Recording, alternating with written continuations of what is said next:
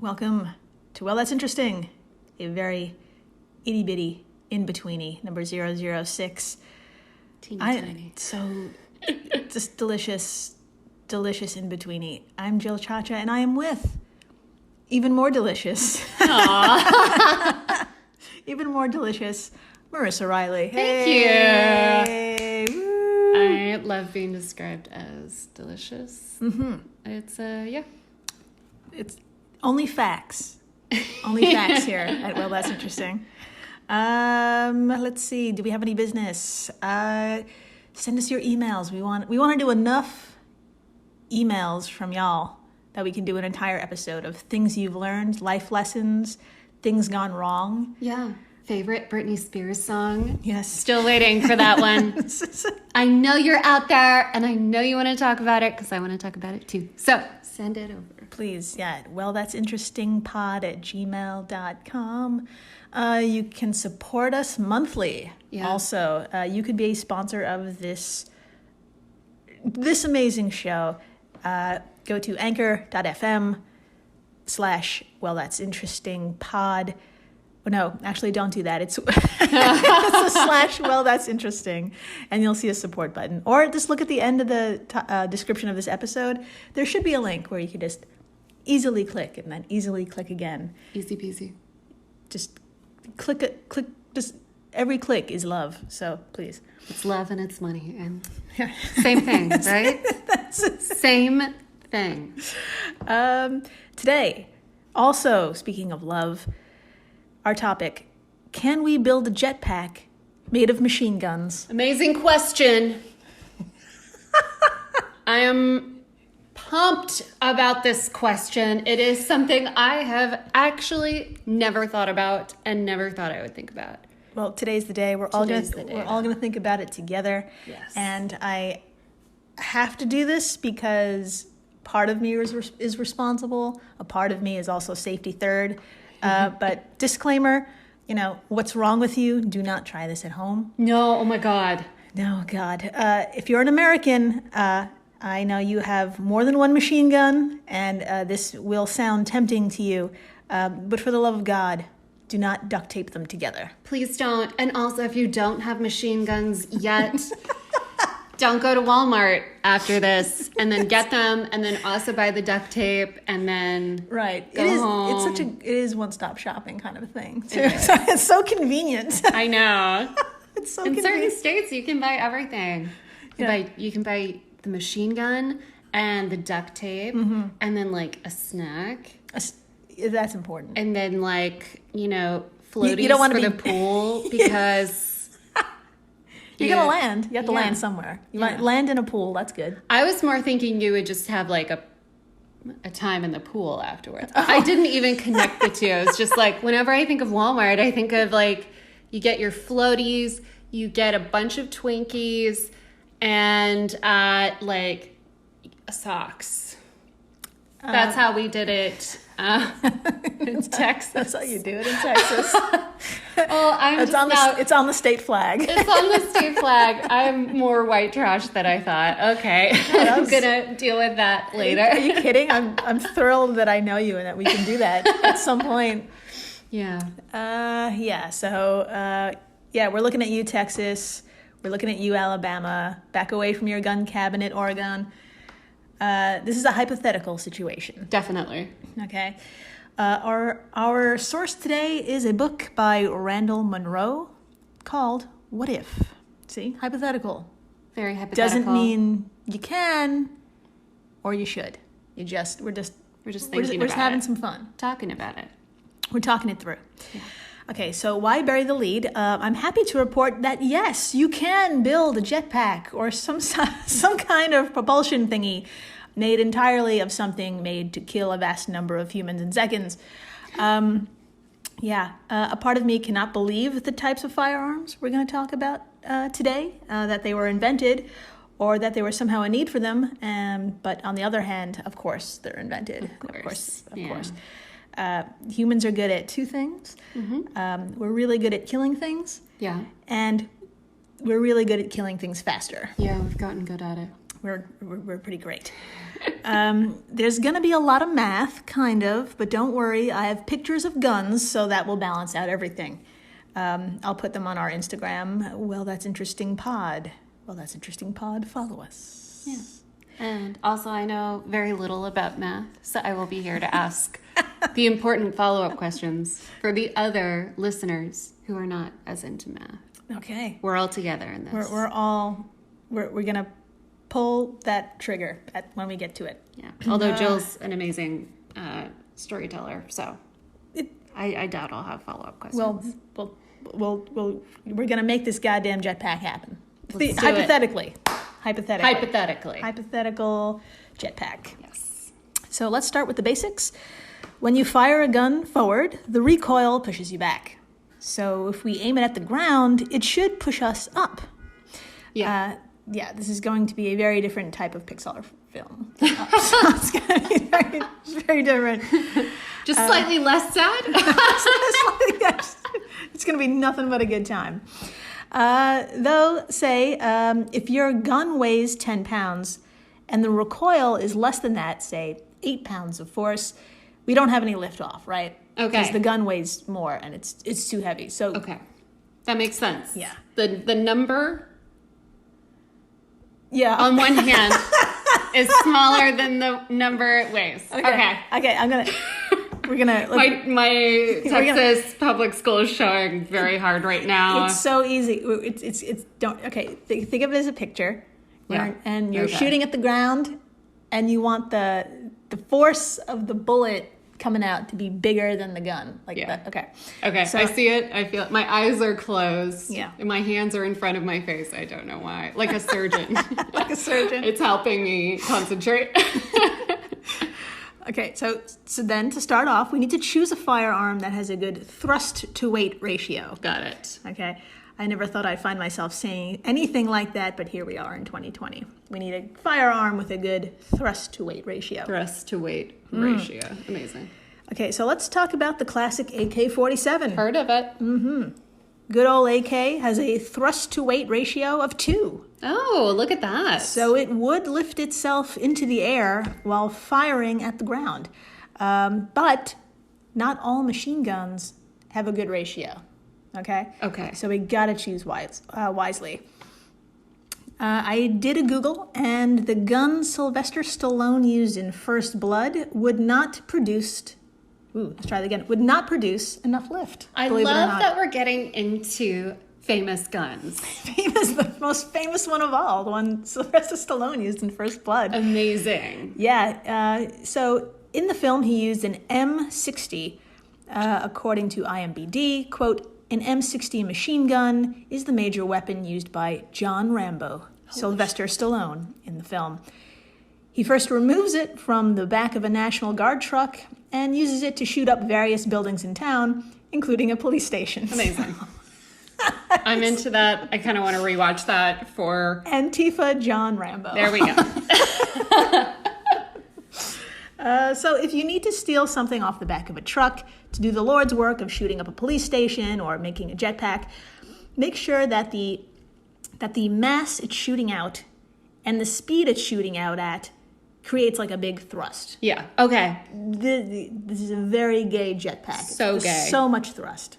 So much thrust. So much thrust. Say thrust again. Thrust. Okay, cool. Okay. So we're following an equation where thrust equals your mass ejection rate times the speed of the ejection. Okay. Thrust equals mass ejection rate times speed of ejection. Yes. This Great. is it's kind of like E equals MC squared, but like full of bullets. Full of bullets. It's just full of bullets. Full of bullets. I said that very loud. The walls here are so thin. Okay, so stick with me for the math part. It's a quickie, I promise. I'm here for it. So let's go back to our AK-47. Okay.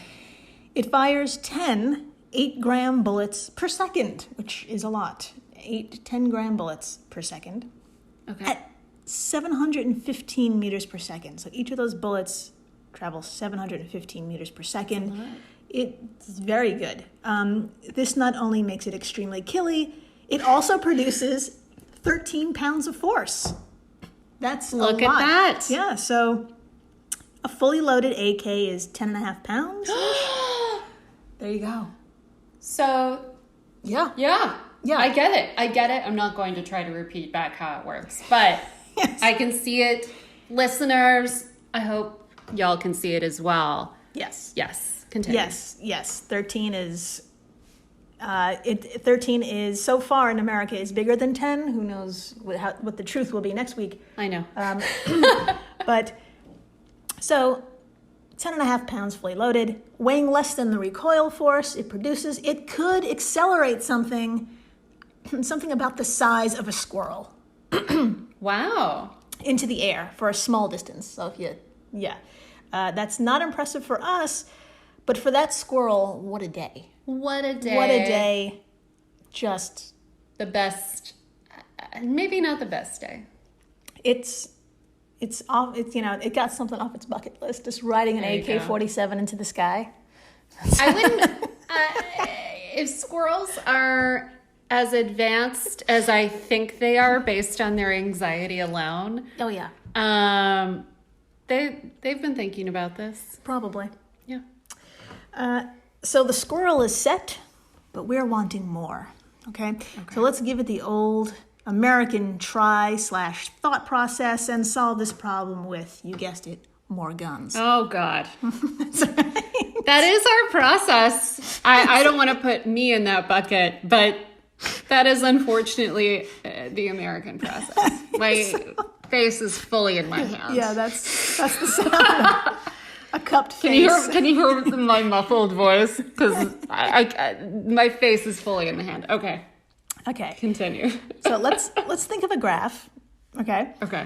Where as the thrust to weight ratio goes up, so that the arrow's going up, as does the number of AK-47s strapped together. All right. Okay. All right. Seriously, think of like 1,000 to 10,000 AKs strapped together and then like strapped to your back. Amazing. I mean, not amazing. That's horrifying. You definitely lift, in theory, with a huge number like that, but in reality, we have a problem. I mean, What's the problem? I don't know. How can there possibly be a problem? okay. Well, I mean, yeah, you have many problems if you find yourself with 10,000 guns, but let's talk ammunition. Yes, let's. Really? Ideally, you shouldn't be carrying more than 250 rounds, because if you do, you're just too damn heavy to take off. That's a good point. Yeah, Very good point. just in general, just don't carry a lot of rounds. Don't do that. So No, it's just tacky. those things come on. So what we want is we want a gun that has way more bang for its buck. We want something with great recoil and less ammo. Got it. Makes sense. So, Americans love two things. Yeah. We love guns and a deal. Yeah, we do. So- That one I'm on board with. That's right. I love a deal. So let's go shopping. Yeah. All right. Now, not available at any Walmart is the GAU 8 Avenger. I don't know if GAU is how you pronounce it. It's GAU-8. I'm just going to call it GAU because Sure. it sounds like fun. Yeah. GAU 8 Avenger. Now, can you do me a big favor and describe this actual thing that actually exists? Sure. I'm looking at a photo. It's wow. Okay. So, it's a gun. Yes. It's larger than an old school Volkswagen Beetle. And it's on some sort of platform. It's got a big barrel, and then at the end it's got I don't know what to call the body of the gun. It's just a big ass gun on a big ass platform that's bigger than a Beetle. There you go. Yeah. It's huge. It's Just very uncomfortable. Yeah, Shakespearean description. That's exactly it. Yeah. And okay, now just to give you a sense of the size of the ammo this thing uses. Okay, I'm gonna show you another photo. Yes, it's I'm very here. helpful to scale. Okay. Describe the bullet for me. The bullet is, I would say, 2 to 3 inches taller, but about the same size as one of my favorites, a Shiner Bock in a bottle. That's right. It's a little bit taller. Just a little bit. Than a bottle of beer. Than a bottle of beer. A glass bottle. Shiner, to be specific. Yes. This photographer decided to use a Shiner. Yeah, so that's pretty great. Amazing choice. Yeah, the Gao 8 fires 60 of these 1 pound bullets a second. God. Mm-hmm. What do we do with that? Like, 2 hands in her face now, folks. That's that would destroy like our entire apartment. Oh yeah. In like 1 second. That would destroy the 60, building we live in 60 like of these. Wow. Yeah, just imagine getting shot with something 60 beer bottles. That'd be pretty much. There would be nothing left. That's right. Yeah. So this thing produces 5 tons of recoil force. That's why it's on that platform. Wow. Okay. So now, if we put this god-awful machine gun atop that Volkswagen Bug, pointing it away from us, of course, so it's backwards. Yeah. Okay. Okay. We get in the car. Yeah, we get in the car. Neutral. We put the car in neutral. That's right. Safety third. We would actually break the speed limit in less than 3 seconds. Really? Once we start firing. Yeah. Those 5 tons. Break the speed limit. What speed limit is that? Does that make sense? I'm asking. I guess it would be like the New York speed limit on your interstate, your local interstate. I mean, it's more than 60, yeah. More than 70. Oh yeah. Depending on where you are, could be 90. That's true. Yeah, on the open road in Middle America is pretty goddamn fast. But yeah. This is 5 tons of recoil force. Damn. Yeah. So. Damn. That's fast. I also have a lovely image in my head. It's just so cute to watch that little beetle just like pew. If anybody wants to draw that or animate it and send it to us, we'll put it on our Instagram. I would love that. We should put the photo of the gun next to the beetle. Yes. Oh yeah, that's happening. Okay, good. Because Absolutely. They need to see that for inspiration. Also, bonus points if you draw little tiny Shiner Bocks coming out of instead of bullets, just beer. That would make me so happy. Yeah. And then like a picture of me with my mouth open. You don't have to do that part. But plenty of art inspiration for you and free time you might have. Yeah. I will have these photos up as a reference. Absolutely. It's fast. It's pretty jetty, I'd say, but not exactly up. And we're trying for up here. We want to go up. We want to go up. So for this, we have to first travel to, you guessed it, Russia. Oh, wow. I could have guessed that, actually. I really could. That makes complete and total sense considering the subject. Okay. This is pure American-Russian ingenuity, of course. If there's anyone who can out America, it's Russia. Okay, so you're going to find something called the Gryazev Shipyunov GSH S30. All right. Now, describe this little guy for me. So it looks like, I'm not 100% sure what I'm looking at, but it looks like if a gun had like several barrels. Am I looking at multiple barrels? So it looks like a gun that has maybe 6 to 9 barrels. And the barrels are being held together. Again, I know so little about guns. I am from Texas, but I just don't know that much about guns. And the end is being held together by like something pointed. So it's like a bunch of guns are like together to create an even bigger gun. Yeah, it's got like... And then it's on like these little, what do you call it? It's on a little stand. Little stand. Yeah, it's remarkably tinier than the massive Gao 8. That's for sure. Yeah, I don't have anything for like. Yeah, unfortunately, I don't have a good scale here. Yeah. Like if we look at the thing that it's next to in the photograph, it's cut off, but it looks like a missile is right next to it. Yeah, like a regular maybe 6-foot missile. Yeah. So it actually is surprisingly tiny. It's only 330 pounds and 80 inches long. Oh, wow. Okay. Yeah, it's small. And this thing, okay, I want you to hold on to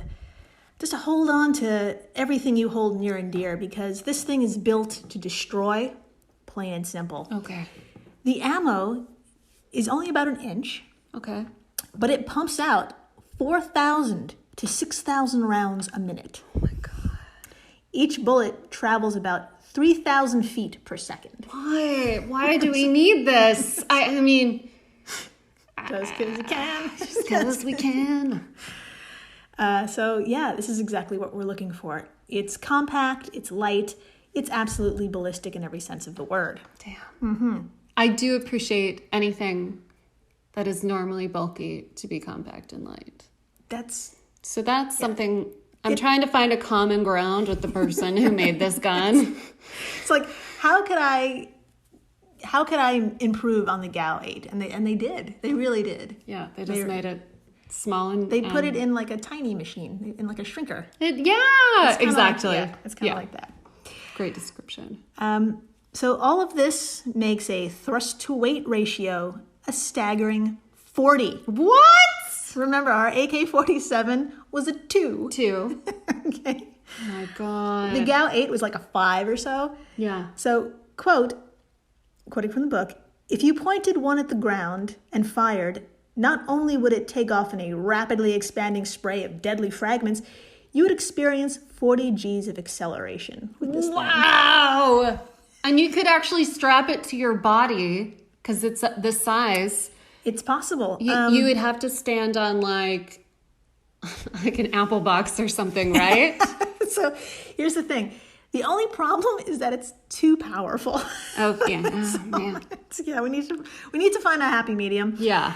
This thing breaks apart planes when it's attached to them. Wow. And the gun itself overheats really quickly. Well, then what do we do with it? What is the point if the gun is so intense it destroys the gun? Like it's even the gun just doesn't want to be here. It's like you did this too well. It's like I need to destroy myself. It's like, with a little ingenuity, if we brace the rider for the Gs, the 40 Gs. Okay. If we made like a vessel strong enough that it doesn't break apart. Okay. And we attach some sort of coolant to it to cool the gun. Yeah. Yes, my friends, this is a jetpack that can make you jump over mountains. Wow. That's not, Wow. But don't. Please don't. Don't do it. Don't do it. We have these things like called planes. Yeah, they work pretty well. They're pretty magnificent. We smell weird, but it's fine. But we're loading back to front now. When you board, it's really great. Look at that. That's the improvements. There's hope. Someone really sat down and thought about it. I'm kidding. Thank you for flying us around the country. Everyone. Yeah. We have planes and ads. Sponsor us. Hello, everyone. You may recognize me as Gabby from the History of Everything podcast. And my name is Brenna, and you don't recognize me from anything yet. Together, we're two scientists who explore all of the weird little questions and conspiracies of the universe in our new podcast, Mystery of Everything. Everything has an explanation. We hope. But that is what we're here to figure out. We will dive into the science behind many popular conspiracy theories, such as vaccines causing autism, flat earth theory, and was the moon landing fake? And if so, why the heck would anyone even do that? But it's not just conspiracies. There's a lot of cool mysteries that we will attempt to use science to explain, such as near-death experiences, what made the Vikings go berserk, and can I control my co-host with MK Ultra? Wait, what?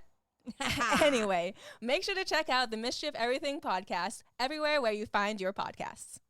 We're the All Creatures Podcast. Each week, Angie and I explore and share amazing details about the many animals we share our world with. Plus, Chris and I are both PhD scientists and educators. So we do the deep dives in the scientific research and then come back and share what we learn in a fun and casual way. We also speak with other scientists, animal experts, activists, and many other conservation enthusiasts from all over the planet. So you can find the All Creatures Podcast wherever you get your podcasts.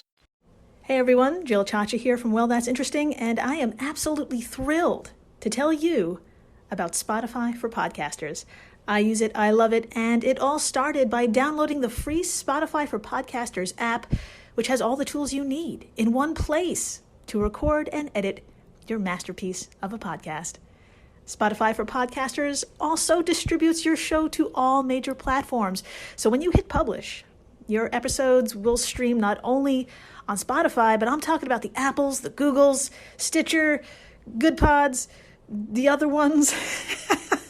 You get the idea. And you can monetize your podcast with no minimum listenership required. You could also set up monthly subscriptions and record ads just like this one. So what are you waiting for? Download Spotify for Podcasters today and start changing the world. Oh, and please, stay interesting. We're back. We're back. And we never left the surface of the earth. No, we didn't. No, we didn't. We were very much here while you guys were there. Yeah, we followed our own advice in Yes. that we did not try this at home. Please don't. jetpack The thing. jetpack, yeah. Try all the drugs you want. All the drugs, all of the products and services. Try them twice. Try them twice. Yeah. Try them 4 times. Treat yourself. Treat yourself, overcommit, and tell them that we sent you. I want you to be as coked out as possible while purchasing every product that's sponsored on the show. Is there any other way to buy a product? So all of this troublesome jetpacking made me think, what if, for whatever reason, you didn't need a jetpack made of machine guns to lift off? What? Yeah, could you imagine not needing one of those? What? What if you just rose steadily at a foot per second into the air and beyond? Just rising. Just rising. Yeah, just Okay. what if? What if you just, in your chair, or wherever you are now on your couch, if you're in your car, which is extremely dangerous, pull over and think about what would happen if you would just lift a foot per second. What would happen? So it wouldn't be this podcast if someone didn't die at the end. Yeah. So sorry, everybody. So for some magical reason, you begin to lift. At 30 seconds, you'd be at 30 feet off the ground, and in a minute or two, you'd be above the trees, which is pretty dope.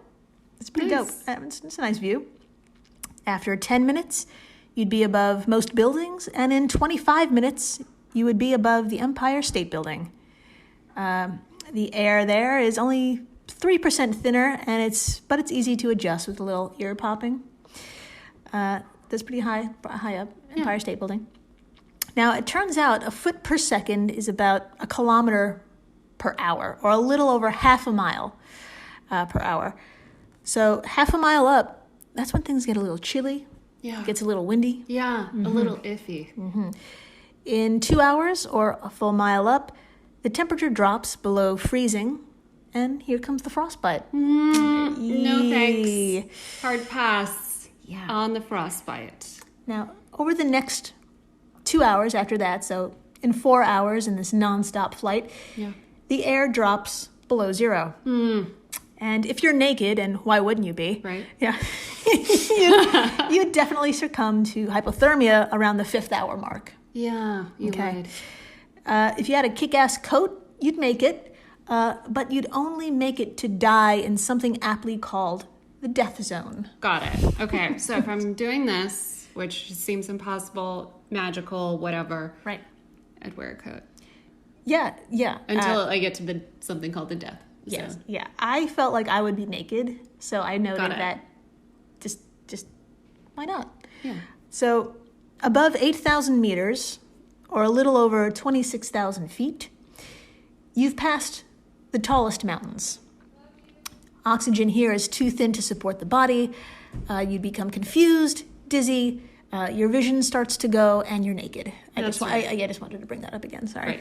Right. Okay, so the death zone kills you dead around the 7 hour mark. Okay, so you have a lot of fly time. Yeah, you're up there. Yeah. Great views. Things get a little touch and go at the end, but other than that, it's great views. Great views, and you're naked. And you're naked. I mean, geez, living life. You're like that squirrel. That squirrel was naked when it was attached to that AK-47. Yeah, this is true. It was the best day of its life. Yeah, and squirrels are naked all the time.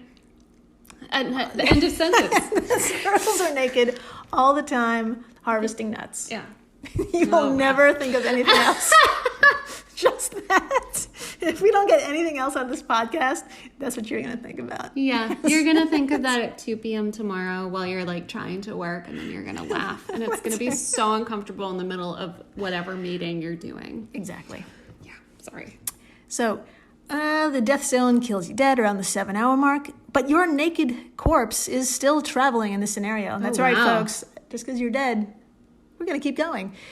Now, Oh my God. how embarrassing. It seems Oh no. It seems more embarrassing to be naked and dead Yeah. than just naked. Yeah. I don't know why. I feel upset about that too. I don't know why. You can't suck things in anymore. You No. can't like find your light.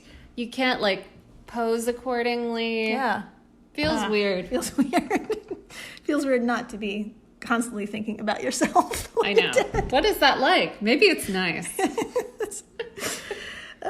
According to What If, the book, at 2 million years, your boobs would pass through the heliopause into interstellar space. Wait, 2 million years? Yeah, Oh, so if you right. were- The time. Okay, I was. Sorry. Oh no, that makes sense. Yeah, After so if 2 million years, your boobs would. Okay, That's right. Would pass through the heliopause into interstellar space. that's a lot of big words, and Yeah. I love them. Yeah. So I looked up heliopause, and it's Good. So I didn't know what the fuck it was. No. I looked it up, and it's basically the range of our sun's solar wind and plasma. So basically, you'd pass beyond her reach. Wow. And after 2 million years. Wow. Oh my god. I know. That sounds kind of sad, being beyond the reach of our sun. Yeah. But at 4 billion years, when the sun becomes a red giant and consumes the earth, your body would have escaped, and you'd be the only human body in all the universe. You rock star. And that's how I ended this podcast. Oh my god. Wow, we all have a lot to think about. When I make a will, I will think about this Yeah. podcast someday. Oh, that's good. Yeah, I'll be like, okay, do I want to be cremated, buried, or slowly floating into space over millions of years? You can. So the fuck. Off the top of my head, I think the scientist who either discovered Pluto or had to do something with its naming. Anyway, there's this guy who or had to do something with the satellite that's going past Pluto, and it's just going to keep going into interstellar space. His ashes are on that thing. Really? Yeah, his ashes. Yeah. So That's cool as fuck. so it's going to be you and that guy just floating Yeah. out there. I might pass though because Okay. I have a weird thing about space. I don't like it and I don't want to go. Cool. That's good. But We don't belong my out cold there. dead body might be different. This got very morbid very fast. Yeah. But Still fun. I freaking love this topic. Still this is fun. amazing. So rate us on Apple. That will help other people really enjoy the idea of their naked dead body floating through space. Yeah. So please rate us.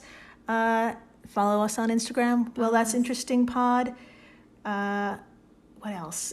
Email us. wellthatsinterestingpod@gmail. And Support us if you'd like to. yes, if you can, that'd be great. Yeah. DM us if you'd like to. Yeah, tell Email us. us.